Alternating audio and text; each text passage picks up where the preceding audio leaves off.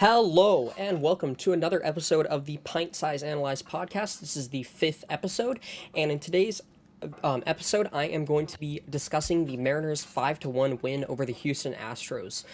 Tonight was an excellent night for Mariners fans. They came back to 500. They came back to 500, which is not that great in the grand scheme of things, but they came back to 500 on the season, and they have now won 4 out of their last 5 games. No. 5 out of their last 6 games, I mean. They're playing a lot better, and tonight we had a complete win from George Kirby. Took the mound, pitched excellent.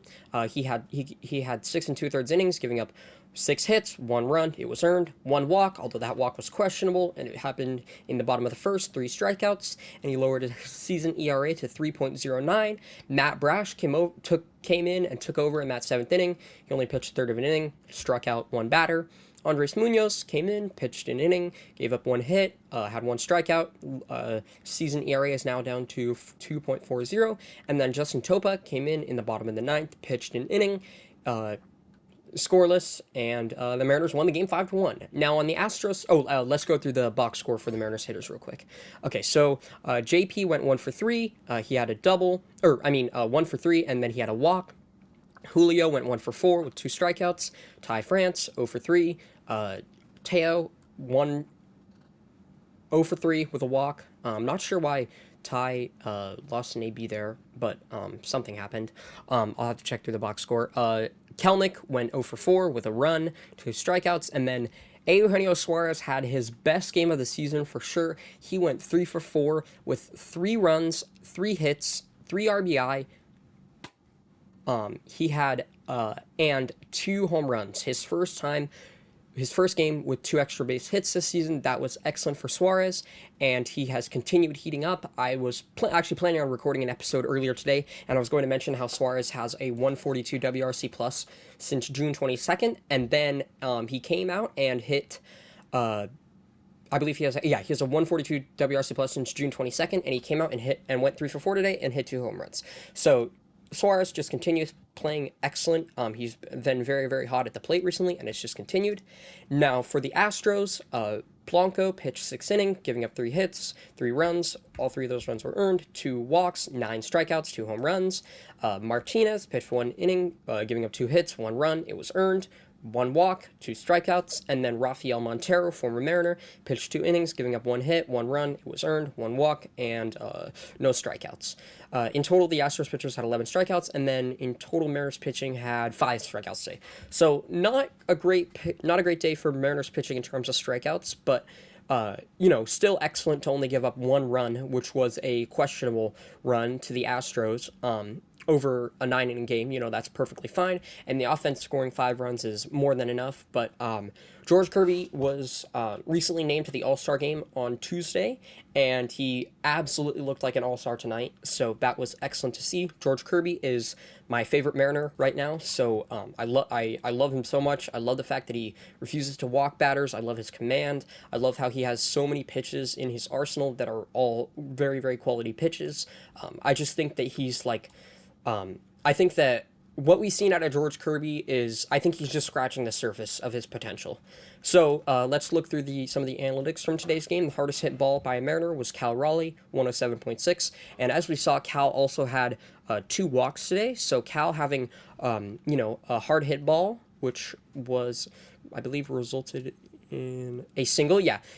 Resulted in a single for him, and then to also take 2 walks. That's a great sign for Cal Raleigh to start heating up at the plate, because his bat also can very, very much help the Mariners. And then JP Crawford also went deep. JP had a home run, not a double. JP had a home run, which is interesting because he's kind of started to tap into the power, it feels like. And we all know how pretty JP's home run swing is. It's just not very often that it gets shown, because he has minimal power, but he's been hitting the ball with authority recently, and 371 feet, we're not used to that kind of consistent. We're not used to this kind of consistent power from J.P. Crawford. Although when he was a prospect, I do remember like when the Mariners traded for him, seeing some reports that said that he could max out at about 20 home runs a year, and maybe we're seeing that from J.P. Maybe he's finally tapped into that power potential, which would definitely help his offensive game for sure if he's able to hit 15 home runs a season. That versus the usual 7 or 8 that he hits. That's a very, very exciting development for the Mariners and something that is good, very good going forward. And then in terms of hard contact, though, the Astros were limited with the amount of hard contact that they had that actually went for base hits. There was a lot of like flyouts and groundouts, but they were hitting the ball kind of hard, but not super hard. But and not hitting the ball with great launch angles, so it's fine. I personally don't care if a Mariners pitcher gives up a 104-mile-an-hour ground out as long as it's a ground out. If the Mariners if a Mariners pitcher gives up a 104-mile-an-hour line out that has a 22 launch angle, I might be like, okay, like that's we got lucky. But for them to give up a ground ball, I generally think that that's a good sign for the pitcher, and not like not something that could show, not a sign of potential negative regression. Now this was the this was the major league leaders in F4 today among pitchers, and if we go to number 5, it is George Kirby, who has now he had .2 F4 today, and he has now added that .2 F4 to his season total of, waiting for the page to load, 2.3 F4. He now has 2.5 F4. So if we go to right here and then go to live stats over the full season, click submit, and then we'll see. Okay, there we go. And then so these stats include today, and George Kirby is now top 10 in the American League in F4. And I'm not sure why it says he's either 10th or 11th. We'll see. That might change. But it said he only gained 2 F4 today, but then it said he had 2.3 F4 on his page, so I'm not really sure why. I'm not really sure what the discrepancy is, or what's causing the discrepancy in his F4. But either way, though, he is now a top 10 pitcher, or top 11 pitcher at minimum by F4, and that is just incredible development for the Mariners. As we saw today, we saw Jerry Dipoto. He went on 710, and speaking of George Kirby, he's right there in the bottom right corner for that Fangraphs ad. But we saw that George Kirby was the first player drafted by the Mariners to make it to the All-Star game, and in the Dipoto Hollander Hunter era regime, you could call it, but I'd call it era. And he's the first Mariners pitcher to be selected, and so that is just an incredible development. We know how much strides this pitching development department has made even in the past few seasons, and for him to actually be the first to break through and make it to the All-Star game is just so awesome. Another thing for Kirby is the amount of, I understand that, F4 is increased by the amount that a pitcher will pitch, but, durability and quality that a pitcher is able to pitch is very, very important. So for Kirby to be able to be top 10 in innings right now, I believe, let me refresh this.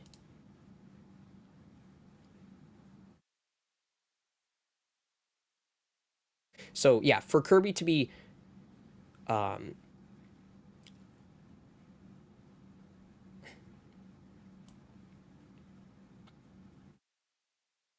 for Kirby to be 12th in innings as just a second year starter is excellent, and goes to show that not only, I think it goes to show that when you don't walk batters and you have a low whip, that the amount that you're allowed to pitch, or the amount that you're able to pitch, that your arm, it helps your arm so much, you're throwing so many less pitches.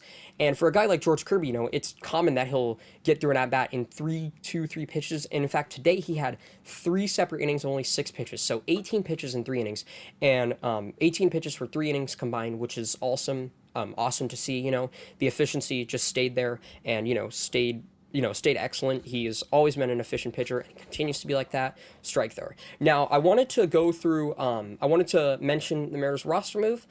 This was from this morning. The Mariners made an announcement that they had assignment Tommy Malone, which was no surprise. He'll probably end up being outrighted to AAA. And they called up Isaiah Campbell from AA Arkansas. Now, Isaiah Campbell was drafted by the Mariners in the second round of the 2019 MLB draft. He's, I believe, the second Mariners, or the first Mariners pitcher to be... No, the second. Duh, because George Kirby. I was just talking about him. Of course. But he is the second pitcher from the 2019 MLB draft to make it to the majors for the Mariners. And in this season so far, in AA Arkansas, which he actually pitched for Arkansas, the school, the college in the SEC in 2016, 2017, 2018, 2019, and he actually ended up pitching in the College World Series. But as we can see, he's been in Arkansas he was in Arkansas last year, and then he was in Arkansas again this year. And this year so far, he has a 2.63 ERA. In 23 games, he has 24 innings pitched, 18 hits, 9 runs, 7 of those runs earned, only 2 home runs, 7 walks, just 27 strikeouts, and a FIP of... Is the FIP data not available on... I guess the FIP data is not available on Baseball Reference. Let me find it on Fangraphs quick. But I feel like that's an important stat. So, let's find Isaiah Campbell. He should be a major leaguer now because he was called up today, but I guess he's still in the minor league. Although I think you have to throw a major league inning before, or a third of a major league inning before Fangraphs counts it. So he has a 3.39 FIP and 3.25 xFIP. So as we can see, by FIP and xFIP too, he's also been excellent, and I'm really excited to see what he can do for the Mariners. I feel like we saw what Ty Adcock has done. He came up directly from AA earlier in the season and has pitched just excellent so far. He has not given up an earned run yet, and actually, okay, so I was curious about this. So Isaiah Campbell is the third Mariners pitcher from the 2019 draft to make the majors. Ty Adcock, who was actually an 8th rounder, was just brought up a few weeks ago, though. So, but as we can see, Adcock has a 0 ERA, but then a 2.12 FIP and a 3.45 xFIP, and he already has 3 F4. So, even, going based off FIP and stuff, based off FIP and other ERA estimators, he's still been a really high quality reliever, and the stuff for Hadcock is insane. He can reach 98 with a sinker, and then he's got he can pull out a sweeping slider with 20 inches of movement or whatever.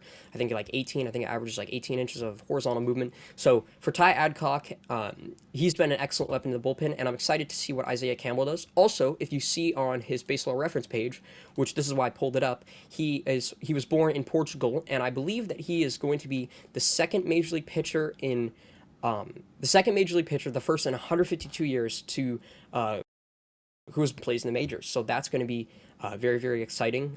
He's already going to make history, when he just throws an inning, but hopefully he makes history in lots of other ways. So that is going to be it for today's episode. Thank you guys all for tuning in. I appreciate it.